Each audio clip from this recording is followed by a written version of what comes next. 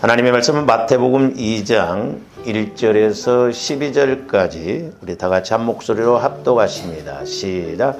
헤로드 왕 때에 예수께서 유대 베들레헴에서 나심에 동방으로부터 박사들이 예루살렘에 이르러 말하되 유대인의 왕으로 나신 이가 어디 계시냐?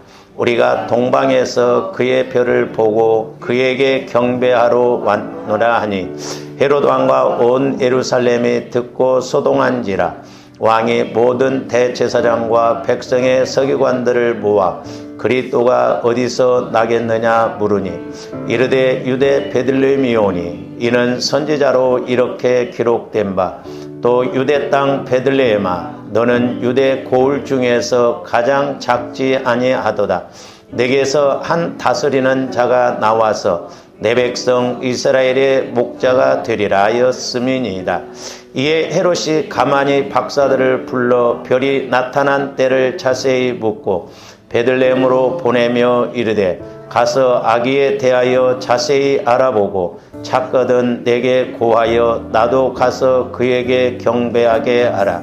박사들이 왕의 말을 듣고 갈새 동방에서 보던 그 별이 문득 앞서 인도하여 가다가 아기 있는 곳 위에 머물러 서 있는지라.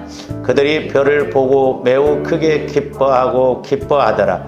집에 들어가 아기와 그의 어머니 마리아가 함께 있는 것을 보고 엎드려 아기께 경배하고 보배압을 열어 황금과 유향과 모략을 예물로 드리니라. 그들은 꿈에 헤롯에게로 돌아가지 말라 지시하심을 받아 다른 길로 고국에 돌아가니라. 아멘. 저번에 세상 사람들처럼 육신적으로 인간적으로 이렇게 크리스마스를 보내면 안 되겠습니다. 산타크로스 할아버지는 거짓말입니다. 우리 부모들이 얼마나 거짓말을 많이 하고 있는지 나중에 어른이 되면 그 영적으로 상당히 문제가 돼요. 그러므로 저와 여러분들이 우리는 예수님을 믿되 속지 않고 말씀을 통해서 우리가 말씀의 정확한 의미를 알고 본질을 알고 가야 될 줄로 믿습니다. 그래서 조합들이 성탄의 참 의미를 알고 우리가 성탄도 맞이해야 될 줄로 믿습니다. 언젠가 제가 말씀을 드린 것 같습니다마는 마태복음은 예수 그리스도를 왕으로 이렇게 소개하고 있습니다. 그리고 마가복음은 이렇게 종으로 오신 예수 그리스도를 말하고 있습니다.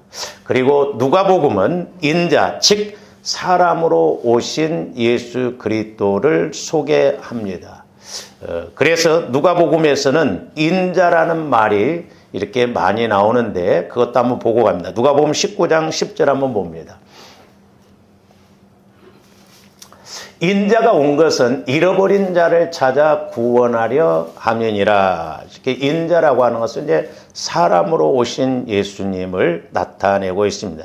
그래서 누가는 예수 그리스도의 인간적 생애의 모습을 가장 정확하고 자세히 관찰해서 이렇게 기록했습니다. 그래서 조아른데 예수 그리스도의 생애를 역사적으로 관찰하고자 할 때 제일 중요한 자료가 되는 이 복음서가 바로 누가복음입니다. 그리고 마지막으로 요한복음에 나타난 예수 그리스도의 모습은 하나님의 아들로서의 모습을 말하고 있습니다. 그러니까 요한복음은 하나님의 아들로 오신 예수님을 이렇게 말씀하고 있습니다. 마태복음은 누구로 오신 예수님? 마가복음은? 헷갈려. 금방 들어도 헷갈려. 누가복음은? 조합들이 그런 의미를 좀 알고 성경을 읽어야 은혜가 돼요. 그러니까 왕으로, 종으로, 사람으로, 그 다음에 하나님의 아들로 오신 예수님이 사복음의 모습인데, 그래서 이제 사도 요한은 하나님의 어린 양과 하나님의 보좌를 옹이하고 있었던 그 네 생물을 본 것을 기록을 합니다. 우리가 이것도 보면 계시록 4장 7절에 보십니다. 그 첫째 생물은 사자 같고 그 둘째 생물은 송아지 같고 그 셋째 생물은 얼굴이 사람 같고 그 넷째 생물은 날아가는 독수리 같은데 그래서 그 어거스틴은 저것을 이제 복음이라고 하는 이름을 붙여서 사자복음, 송아지복음, 사람복음, 그 다음에 독수리복음 이렇게 연결시켜서 말씀하고 있습니다. 의미가 있거든요. 그러니까 우리가 아까 상고했듯이 마태복음은 왕으로 오신 예수님이에요. 그렇죠? 그래서 짐승의 왕은 누구냐면 사자예요. 그래서 사자복음이다 이렇게 말하고, 그 다음에 마가복음은 종으로 오신 예수님. 그래서 저기에는 이제 송아지, 소는 막 축착 살자 일만 하잖아요. 그러니까 송아지 복음이다 이렇게 상징적으로 말하기도 합니다. 그 다음에 누가복음은 사람으로 오신 예수님. 그래서 저기 보면 얼굴이 사람 같다라고 해서 사람 복음이다 이렇게 이야기하고, 그 다음에 요한복음은 이제 하나님의 아들로 오신 예수 그리스도를 밝히고 있는데, 독수리, 그러니까 독수리는 마음껏 날아다니잖아요. 제한 없이.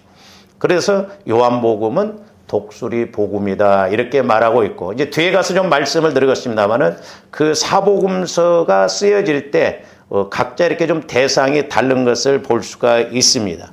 그래서 당시 사복음서가 쓰여질 때 대상이 좀 각자 다른데, 마태복음은 유대인들을 의식하고 쓰여진 내용입니다. 그리고 마가복음은 로마인들을 의식하고 쓰여진 것이고, 그 다음에 누가복음은 헬라 사람들을 대상으로 쓰여진 것이에요. 그래서 우리가 헬레니즘 시대라고 해서 인본주의가 아주 판치는 그런 시대인 것을 볼 수가 있죠. 그리고 요한복음은 모든 세계의 사람들을 의식하고 쓰여진 것이다 라고 이렇게 말하고 있습니다. 그래서 유대인들을 대상으로 쓰여진 이 마태복음이 유대인의 왕으로서의 예수님의 모습을 추적하고 있는 것입니다. 그래서 오늘 2장 1절에 보시면 뭐라고 그랬어요? 헤롯 왕 때에 예수께서 유대 베들레헴에서 나심에 동방으로부터 박사들이 예루살렘에 이르러 말하되 유대인의 왕으로 나신 이가 어디 계시냐. 유대인의 왕으로서 이렇게 우리 예수님을 표기하고 있습니다. 마태복음을 기록한 이 마태라고 하는 사람은 유대인의 세리로서, 오늘날로 말하면 세무 공무원으로서 특별히 유대의 역사를 잘 알고 있는 사람인 것입니다. 그리고 이 마가복음은 로마 사람들을 대상으로 쓰여진 것이라고 보니 로마인들에게는 어떤 생각이 있냐면 그가 어떤 업적을 세웠는가 하는 것이 문제가 될 뿐입니다. 그러다 보니 마가복음에서는 예수님이 어떤 일을 행하셨는가라는 점에 초점이 맞추어진 것입니다. 그래서 마가복음은 종으로 오신 예수님으로서 예수님이 어떤 일을 하셨는가. 그래서 로마인들이 그 초점 맞춘 그것에 이렇게 알 수 있도록 말하고 있는 것을 볼 수가 있습니다.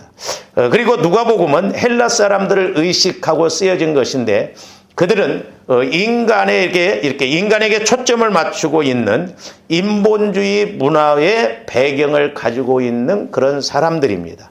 그래서 누가는 헬라 사람들에게 예수님은 어떤 사람이었는가를 말하면서 예수 그리스도가 참으로 참 사람으로 오셨다. 하나님의 아들이시지만 참 사람으로 오셨다라는 사실을 소개하고 있는 것입니다. 뿐만 아니라 이제 조아름들이 사복음서를 이렇게 읽어보다 보면은 예수님의 족보 이야기가 나옵니다.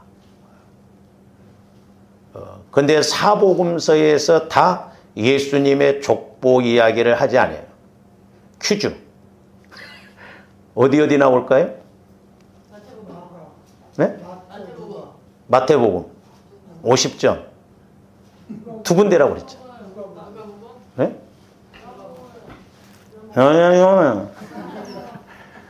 마태복음, 누가복음에서만 나와요. 그러니까 우리가 성경을 자세히 읽어보면 왜 이렇게 어디는 기록되고 어디에는 기록되지 않는가를 이렇게 말하고 있는데, 그러면 이제 여러분들 한번 물어보세요. 왕에게 족보가 필요할까요? 필요하지 않을까요? 필요합니다. 그러면 종은 족보가 필요할까요? 필요치 않을까요? 필요 없죠. 그러니까 마가복음에서는 족보가 필요 없어. 종으로 오신 예수님이시기 때문에. 그러면 사람에게는 족보가 필요할까요? 필요하지 않을까요? 가르쳐 주니까 이제 어느 정도 이해가 되죠. 그래서 누가복음에서는 사람으로 오신 예수님이기 때문에 예수님의 그 족보를 이렇게 기록한 것을 볼 수가 있습니다. 그러면 하나님에게는 족보가 필요할까요? 필요하지 않을까요? 필요하지 않아요. 전지전능하신 하나님인데 무슨 뭐 족보가 있어. 그렇죠. 그래서 예수님의 족보는 마태복음과 누가복음에만 기록되어 있습니다. 그러니까 참 하나님의 말씀을 우리가 깨닫고 보면 너무나 정확하고 이런 의미가 있구나 이런 것을 깨닫게 되거든요. 저도 이렇게 말씀에 조명을 받다 보면 돈을 몇 천만 원 취한 것보다도 더 기분이 좋아요. 다시 말하면 예수님의 탄생을 이야기하려면 족보가 있어야 하는데 족보를 배경으로 한 예수님의 탄생 기록을 다루고 있는 것은 사복음서 중에 이렇게 마태복음과 누가복음밖에 없다는 것입니다. 그런데 우리는 이렇게 마태복음과 누가복음에서만 예수님의 탄생 기사를 볼 수 있는데 이제 문제는 뭐냐면 두 복음서에 나오는 족보가 달라요. 왜 다를까요? 그러니까 마태복음에서 나오는 예수님의 족보와 누가복음에서 나오는 족보가 다릅니다. 왜 다르냐? 자, 마태복음 우리가 이렇게 족보가 이제 1장 1절에서 17절까지 나오는데 마태복음에 나오는 족보는 왕의 족보로서 예수님이 유대인의 왕의 혈통을 이어받았다는 사실을 강조하기 위한 것이에요. 또 그것은 이렇게 법적인 족보입니다. 그래서 마태복음에서 보면 예수님의 족보가 이렇게 쭉 나오는데 왕의 족보를 이야기하고 있어요. 그것은 바로 우리 예수님이 왕으로서 왕의 족보를 따라서 오셨다는 것을 상징적으로 보여주고 있는데 길게는 다 볼 수 없고 마태복음 1장 6절에서 9절 한번 봅니다. 이새는 다윗 왕을 낳으니라 다윗은 우리아의 아내에게서 솔로몬을 낳고 솔로몬은 르호보암을 낳고 르호보암은 아비야를 낳고 아비야는 아사를 낳고 그 다음에 아사는 여호사밧을 낳고 여호사밧은 요람을 낳고 요람은 우시야를 낳고 우시야는 요담을 낳고 요담은 아하스를 낳고 아하스는 히스기야. 저 전부 저 이름이 누구예요? 남유다 왕의 이름이에요.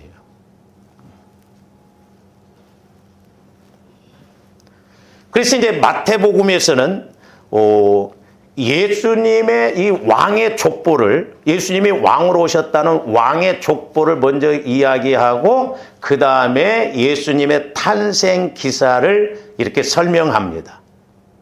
그러나 누가복음에 나오는 족보는 예수님께로부터 시작해서 아담과 하나님까지 올라가는 족보로서 유대인의 족보가 아니고 이것은 전 인류적인 족보입니다.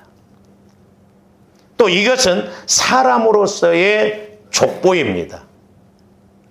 그래서 이 누가복음에서는 예수님의 탄생 사건을 먼저 이야기하고 족보에 대해서는 누가복음 3장에서 말하고 있어요. 근데 마태복음 1장에서 말하는 족보와 이렇게 차이가 나는 것을 볼 수가 있습니다. 이러한 사실은 누가복음이 사람의 복음이라는 것을 생각할 때 저와 여러분들이 충분히 이해가 되는 것입니다. 그래서 누가복음 우리가 3장 23절에서 38절입니다만은 이것도 37절에서 38절까지만 봅니다. 자, 그 이는 무두셀라요, 그 이는 에녹이요, 그 이는 야레스요, 그 이는 마할랄렐이요, 그 이는 가인아니요, 그 이는 에노스요, 그 이는 셋이요, 그 이는 아담이요, 그 이는 하나님이시니라 그랬어요. 자, 이러한 배경을 두고 생각해 보면 마태복음에서는 아브라함으로부터 시작해서 어떻게 됩니까? 아브라함으로부터 시작해서 아래로 내려와요. 이렇게 왕의 족보를 통해서 아래로 내려옵니다. 그러나 누가복음에서는 예수님으로부터 시작해서 저기 보듯이 그 위로 올라갑니다. 그 위는 누구요? 그 위는 누구요? 그 위는 누구요? 해서 하나님까지 올라가는 것을 볼 수가 있습니다. 이 의미를 저와 여러분들이 상징적인 의미, 즉 적용적인 측면에서도 이렇게 본다고 한다면 예수님은 왕의 족보를 따라서 왕으로서 우리에게 내려오시고, 또한 사람인 저와 여러분들은 예수님의 족보를 통해서, 예수님을 통해서 위로 올라가는 것이에요. 참 이게 적용적인 측면에서 보면 이것이 참 은혜가 되는데, 그래서 우리가 마태복음 1장에서도 보면 우리 예수님은 이름이 두 가지입니다. 하나는 뭐요? 예수. 또 하나는 임마누엘. 그러니까 예수라는 말은 우리를 죄에서 구원하신다는 것이고, 또 하나는 임마누엘이라는 것은 하나님이 우리와 함께 계시다는 거예요. 그러니까 예수님은 우리의 죄를 위해서 사람으로 오셔서 죽어주시고, 또한 예수님을 통해서 왕 되신 예수님을 통해서 우주 만물을 다스리시는 하나님을 만나게 해주신다는 것이죠.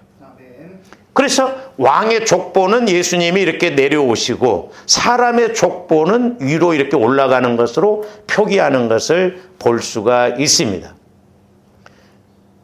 그래서 이것을 이제 좋아하는데 적용적인 측면에서 보면, 물론 지금은 성령의 시대이기 때문에 성령이 내 안에 계십니다만은, 이제 어떤 상황적인 측면에서 좀 이렇게 생각해 본다고 한다면, 우리 하나님은 저와 여러분들에게 내려오셔야 돼요. 물론 그렇다고 해서 하나님이 구말리 창천에 계시다가 주일날 11시 되면 오셨다가 예배 끝나면 가시는 하나님이 아니에요.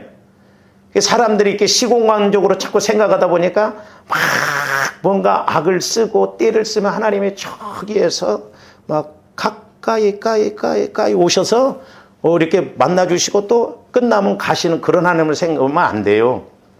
우리 하나님은 초월적인 하나님, 전지전능하신 하나님, 그 하나님이 내 안에 계신다라고 하는 것이 얼마나 우리가 복인가. 할렐루야! 그 하나님을 우리가 만나야 될 줄로 믿습니다. 그 예수님을 우리가 만나야 될 줄로 믿습니다. 제가 오늘 아침에도 이렇게 새벽 기도하면서 하나님이 얼마나 우리를 만나고 싶으시면, 하나님이 우리를 얼마나 은혜를 주시고 싶으시면 자기 아들을 죽이시기까지 우리를 이렇게 우리에게 보내주셨는가. 그리고 말씀을 이렇게 깨닫고 보면 그렇구나. 예수님은 왕이시지만 사람으로도 오셨고 종으로도 오셨고 하나님의 아들로 오셔서 우리가 어찌하든가 이 땅에서 천국을 누리다가 천국 가게 하시는 그런 예수님이시구나. 그래서 언젠가 제가 기도할 때도 우리는 성경을 읽으면서 이스라엘 백성들이 이렇게 하나님께서 많은 이적을 베푸셨음에도 불구하고 하나님을 못 만난다니. 내가 그때 살았더라면 나는 더 잘 믿었겠다. 천만의 말씀, 만만의 말씀. 그때는 이 사람 개인들에게 성령의 역사가 없었어요. 선지자들을 통해서 말씀하셨습니다.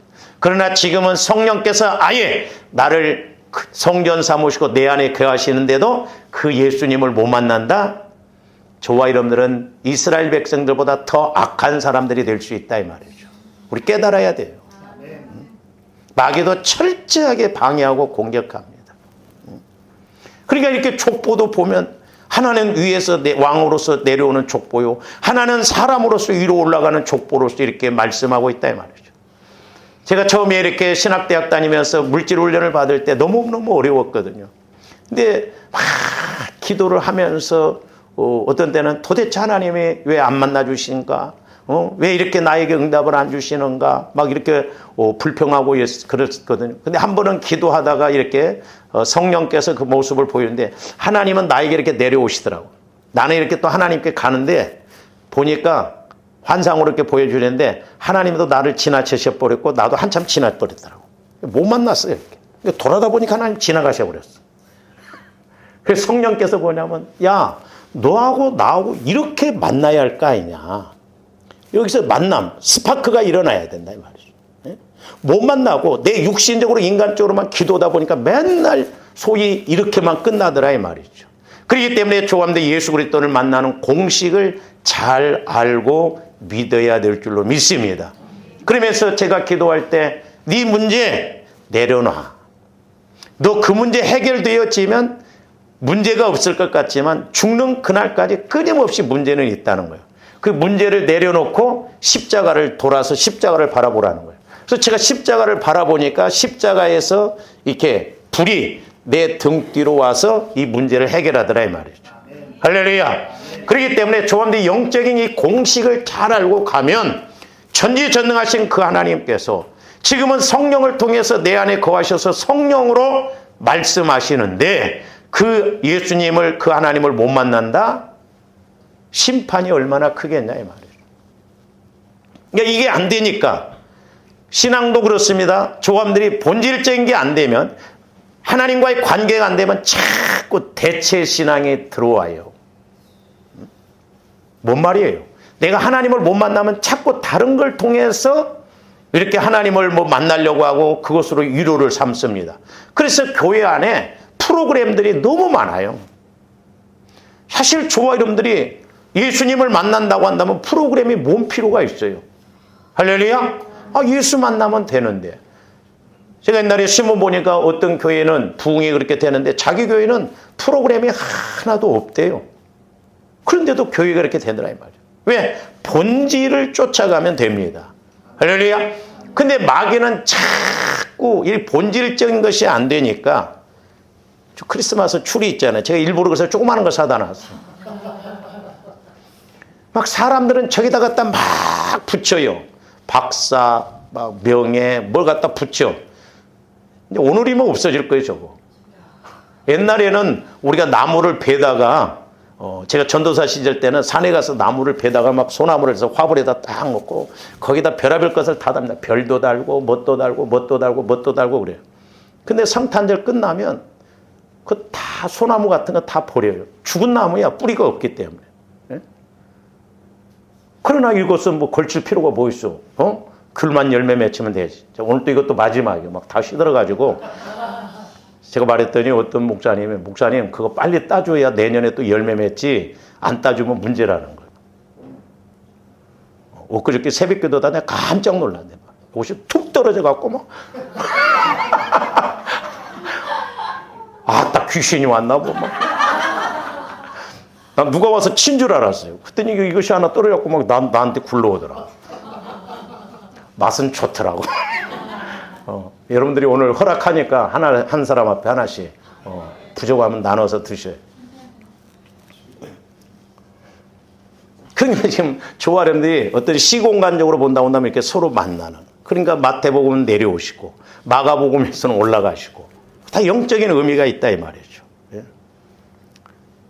그런데 우리가 이제 마태복음 오늘 본문 말씀을 이렇게 읽어보면 예수님의 탄생 기사가 나오지 않습니까? 근데 잘 읽어보면 예수님을 제외하고 주역으로 등장하는 인물이 있습니다. 오늘 말씀에 보면.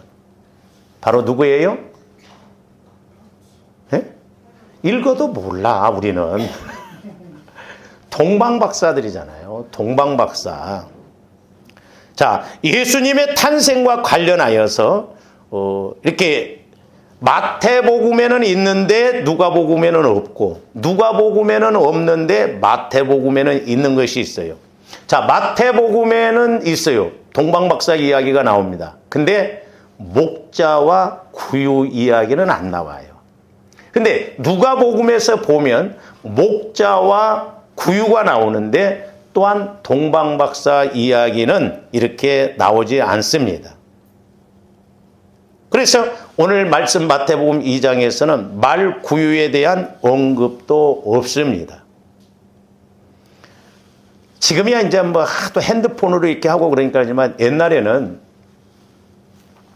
제가 중학교 다닐 때인가 참 그 우리 아랫동네 그 친구 하나가 조금 이렇게 이것을 잘하는 친구가 있어요. 그러면 성탄절 때 가서 그때는 이제 이렇게 서점에서 막 성탄절 카드를 팔고 그랬습니다. 어떻게 잘 훔쳐온지 몰라요. 가방 딱 들고 가서 슬쩍 한 100장씩 벌써 훔쳐갖고 와. 갖고 막 나눠주고 그래. 근데 이제 가끔 이렇게 성탄절 카드에도 보면은 말구유 앞에 동방박사가 서 있고 그 옆에 목자들도 같이 서 있는 모습이 그려져 있는 것을 아마 여러분들이 보셨을지 모르겠어요. 그러나 정확히 말하면 그건 성경적인 내용이 아닙니다. 잘 하셔야 돼요. 저도 이렇게 깨닫고 나면서 그렇기 때문에 마태복음에서 나오는 예수님의 탄생 사건과 또한 누가복음에서 나오는 탄생 사건은 시간적으로 차이가 있다는 걸 아셔야 돼요. 자, 마태복음은 왕의 복음이라고 했습니다. 그러면 왕에게 말구유나 목자들이 어울립니까? 안 어울리지. 그렇죠? 왕인데 어울리지 않습니다. 그러나 동방의 박사들과 왕하면 그래도 조금 어울리는 것 같아요. 그렇죠? 몰라?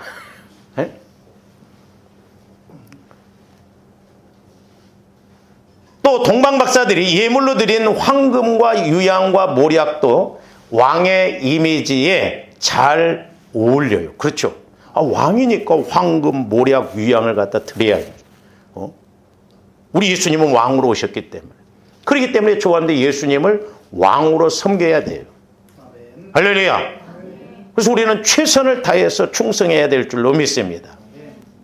이렇게 마태복음에서는 왕의 모습에 어울리는 사건들만 이루어지고 있다는 사실을 우리가 주목해야 돼요. 그래서 여러분들이 마태복음을 읽을 때는 예수님은 왕으로 오셨다. 또 이건 유대인들에게 주로 쓰여졌다.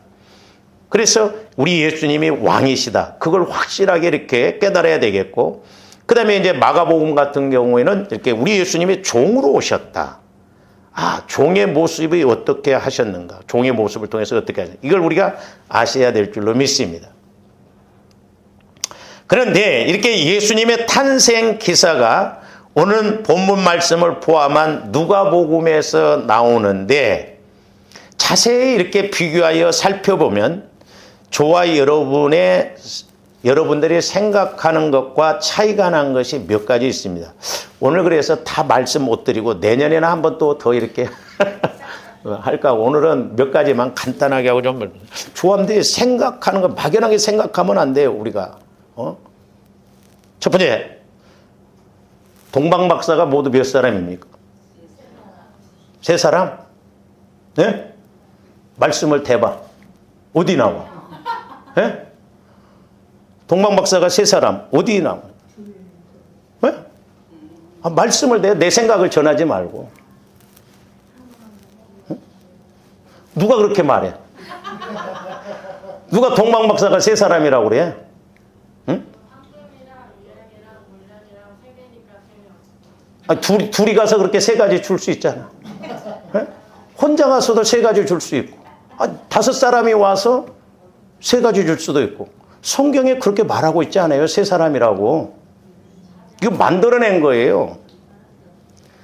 저와 여러분이 세 사람이라고 생각하고 있다면 여러분은 성경의 말씀을 들은 것이 아니라 내려오는 그런 전설이나 그렇게 복음성가 이런 데서 동방박사 세 사람이 뭐 유향과 모략과 유향을 드렸다고 그런 것에 익숙해져 있기 때문에 그렇다 이 말이죠.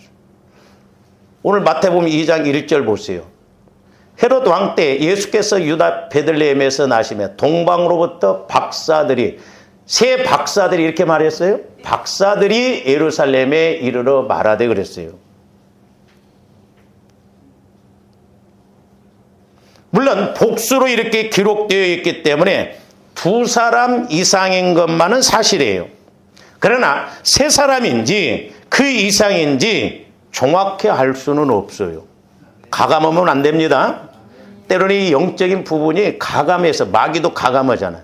물론 박사들이 그렇게 말했기 때문에 두 사람 이상인 것만은 사실이요. 그러나 세 가지 예물을 드렸다고 해서 동방 박사들이 세 사람이 왔는지 아니면 네 사람이 왔는지 그건 우리가 알 수가 없어요. 그러니까 이러다 보니까 오늘날 성경을 자꾸 자기 마음대로 해석하고 이렇게 인위적으로 만들어내서 전파하는 것을 볼 수가 있습니다. 옛날에 지금은 이제 뭐 하도 성도들도 똑똑하니까 그랬습니다만 옛날에 막 우리 부흥강사 목사님들이 성경에 보면 친구가 떡 세 덩이를 빌리러 왔는데 뭐 간청함으로 인해서 벗됨으로는 주지 않지만 간청함으로 이렇게 주시지 않겠냐? 그러면서 그 떡 세 덩이는 믿음, 소망, 사랑이다. 그렇게 너무 영예식으로 해석을 해버리는 경우도 있어요. 그럼 막 또 아멘 하면서 목사님은 어쩌면 그렇게 말씀을 잘 쪼개신가? 말씀이 무슨 사고하냐? 잘 쪼개게. 그렇잖아요. 우리가 인위적으로 생각하면 안 돼요. 지금 제가 연락을 못하고 있습니다만 제가 전도사 시절 때 집사님 한 분이 신학을 했어요. 물론 이렇게 뭐 어떤 적인데 제가 너무 좀 그래서 그 뒤에 목사가 됐다고 하는데 과연 제대로 목회를 할지 걱정이 됐어요. 왜냐하면 이 집사님 기도하면서 전사님 저는 기도하면요 귀신이 빨간 귀신, 노란 귀신, 파란 귀신으로 보입니다 그러더라고.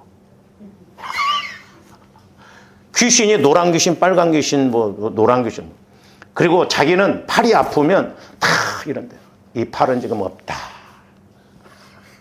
그 팔이 낫는데 하나님의 역사요?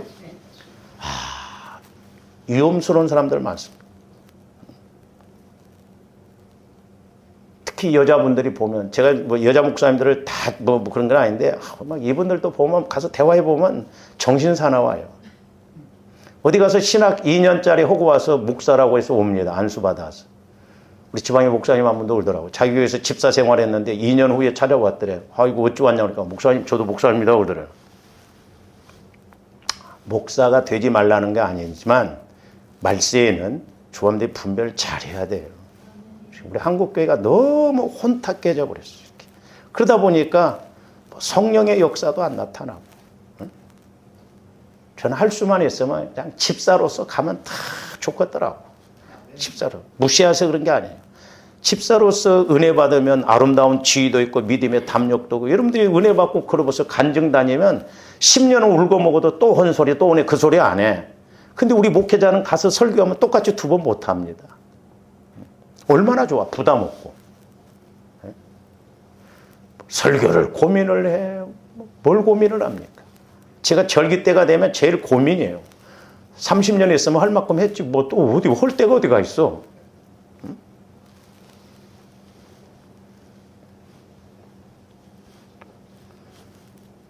그러니까 2명 이상인 것은 사실이지만 3명인지 4명인지는 자세히 몰라요.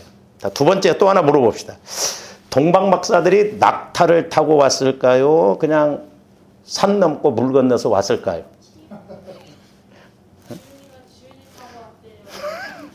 그때는 비행기가 없었어. 물론 낙타를 타고 왔을지도 모릅니다. 그랬을지도 모릅니다. 그러나 그렇지 않을 수도 있습니다. 그리고 아마 제가 이렇게 말씀을 더 자세히 읽으면서 이렇게 깨닫게 되는 것이 뭐냐면 한번 또 하나 물어봅시다. 동방 박사들이 별을 따라서 왔을까요? 별을 보고 그렇게 왔을까요? 네? 뭐라고 할까 봐서 이제 대답을 안 하네.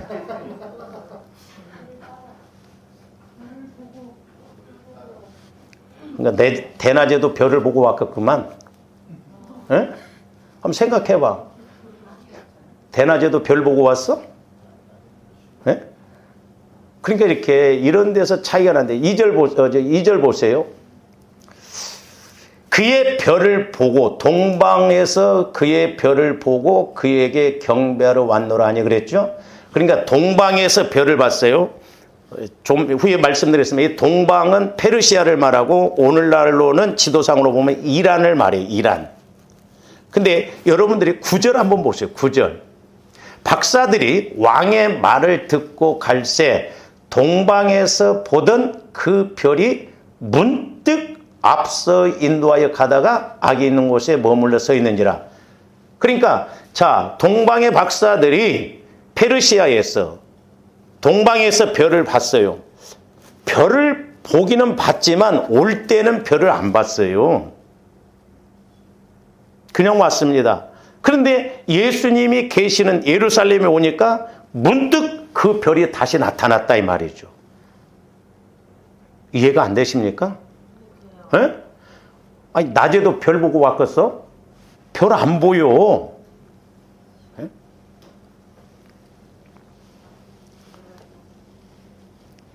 그 낙타를 타고 왔다. 오늘날 같으면 뭐 비행기 타고 오면 금방 올 수도 있지만 그때 당시에는 이 교통이 발달하지 않았기 때문에 낙타를 타고 왔는지 아니면 걸어서 왔는지 그건 또한 알 수가 없는 것입니다. 그래서 이 동방이라고 하는 나라는 페르시아를 말하고 있는데 지금으로 말하면 이란을 말해요. 이란. 그러니까 이란서 이 예루살렘까지 가는 길은 상당히 멀어요. 이 동방 박사들이 예루살렘까지 오는데 얼마나 걸렸을까요? 그 당시에는 이렇게 교통이 불편해서 예루살렘에까지 오는데 상당히 시간이 필요했을 것으로 보는데 어떤 학자들은 그 시간을 짧게는 6개월에서 길게는 2년까지 잡습니다.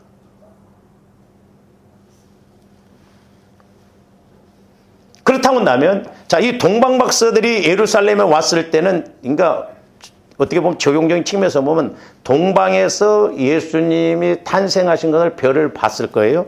근데 이 사람들이 왔을 때 6개월 이상이 됐을 수도 있고 2년이 될 수도 있고 그랬을 거예요. 상당히 시간이 걸렸을 것이다 이 말이죠. 네? 그러면 지금 그러니까 누가복음에서 말한 뒤에 가서도 말씀드렸습니다. 누가복음에서는 예수님이 그 탄생한 그때 시점을 이렇게 기록한 내용이에요. 근데 이 마태복음에서 말하는 예수님 탄생 사건은 이미 좀 시간이 지났어요. 그러면 우리 예수님이 그때도 지금 예를 들어서 2살 됐어. 우리 예수님이 2년 지나서 이렇게 동방 박사들이 왔다면 그러면 예수님은 지금도 말 구유에 계속 누워 있는 거예요? 네? 그때에도 사람들이 여관에 꽉 차 있었을까요? 그러므로 상황이 상당히 바뀌었다는 것을 아셔야 될 줄로 믿습니다.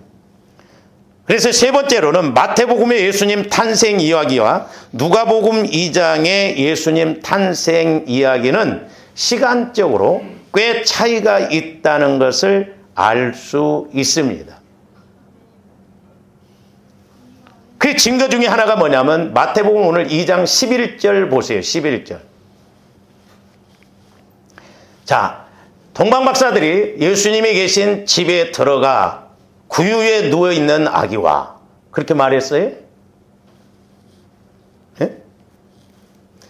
집에 들어가 아기와 그의 어머니 마리아가 함께 있는 것을 보고 엎드려 아기께 경배하고 보배압을 열어 황금과 유향과 모략을 예물로 드리니라 그랬어요. 자, 동방 박사들이 집에 들어가 구유에 누워있는 아기를 본 것이 아닙니다. 여기에는 구유라는 말조차 없습니다. 그냥 아기라고만 기록되어 있습니다. 그런데 이 아기라는 말이 누가복음에 나타난 아기라는 단어와는 다른 의미로 이렇게 사용되고 있습니다. 마태복음에 오늘 2장 그 11절 말씀 아이라는 말은 우리가 애기라고 할 때 영어로 베이비라고 하죠. 그러나 좀 아기가 크면은 차일드 이렇게 이야기해요. 근데 이제 킹제임스 같은 경우는 영 차일드. 우리 경혜 선생님 아마 이렇게 영어를 보면 마태복음에서는 차일드로 표현했고 누가복음에서는 베이비로 표기를 했어요. 그래서 마태복음의 아이라는 말은 베이비가 아니라 영 차일드 또는 그냥 차일드라고 이렇게 번역되어 있습니다. 즉 조금 어린 아이가 지금 자라났다 이 말이죠.